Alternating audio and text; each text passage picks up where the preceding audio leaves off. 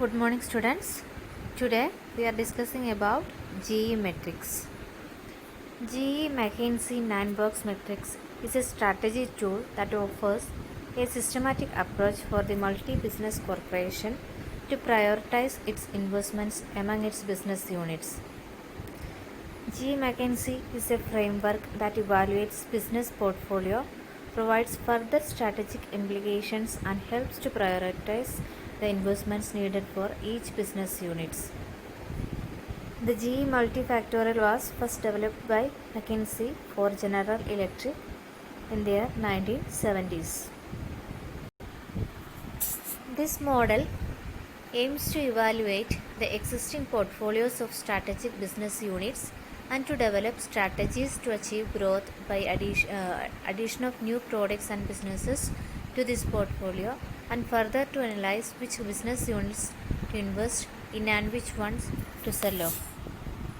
So, it helps to prioritize investment decisions of portfolios of strategic business units.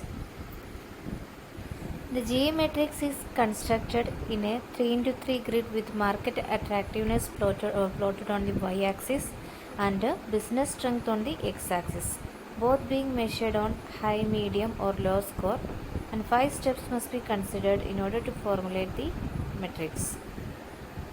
Firstly, the range of products produced by the SBU must be listed. Factors which make the particular market attractive must be identified.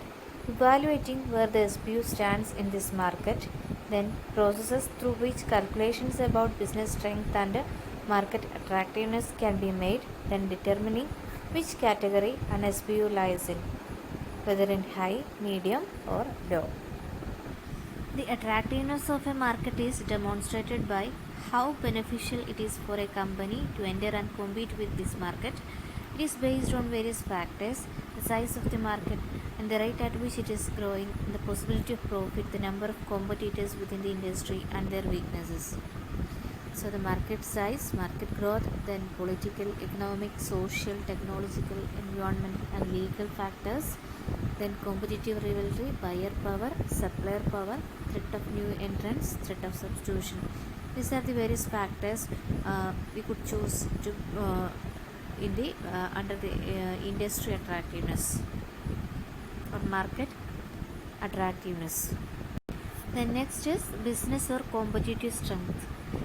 It helps to decide whether a company is competent enough to compete in the given markets. It can be determined by factors within the company itself, such as its assets and holdings, the share it holds in the market and the development of this share, the position in the market of its brand and the loyalty of customers to this brand, its creativeness in coming up with new and improved products and dealing with the fluctuating situations of the market, as well as keeping in mind environmental government concerns such as energy consumption, waste disposal, etc. So the comparing factors under business or competitive strength includes market share, growth in the market share, brand equity, profit margin compared to competition, and distribution channel process, etc. And this is the diagram of GE 9-cell matrix. On the x-axis, business unit strength is then on the y-axis, industry attractiveness is taken. It's a more complicated matrix as compared to BCG matrix. The position of a business within the planning grid is calculated by subjectively quantifying the two dimensions of the grid. So, in order to measure industry attractiveness strategies, you need to decide which factors you will use as a determining factor, as these will be applied to all business units. And on the first step, decide on determining factors and then give each factor a weighting number based on its magnitude. For example, make the total weight of all factors add up to 1 or 10. Then rate each business unit against each factor on a scale, for example 1 to 5, where 1 is extremely attractive and 5 is extremely unattractive. Then give each business unit a weighted rating on each factor by multiplying its rating by the weight of that factor. On the final stage or final step, total up all the weighted ratings for each business units. And so we can provide a weight and rate to the various factors, and finally by multiplying this we have to arrive at a score for each SBUs. And by applying this same process we can find out the weighted score of business unit strength. And now you can plot the weighted score on the diagram, and depending on where they are plotted will determine your strategy from the table or from the matrix. In this matrix we can categorize three regions: a green portion which indicates grow or invest. The business units that land in this section of the grid generally have high market share and promise high return in the future, so should be invested in. That is, the green area provides a green signal to invest in. Then if your business units are plotted in the yellow portion, it indicates hold or selectivity.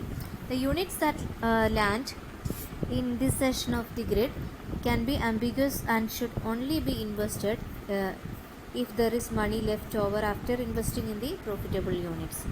That is, a selective investment only possible if the business units is plotted on this yellow area. Then come to the red area, that is harvest area. That is a poor performing units in an unattractive industry end up in this section of the grid.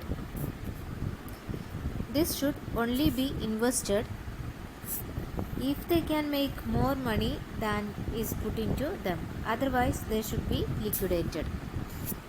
When compared to the BCG matrix consisting of 4 cells, the GE matrix is more complex with its 9 cells.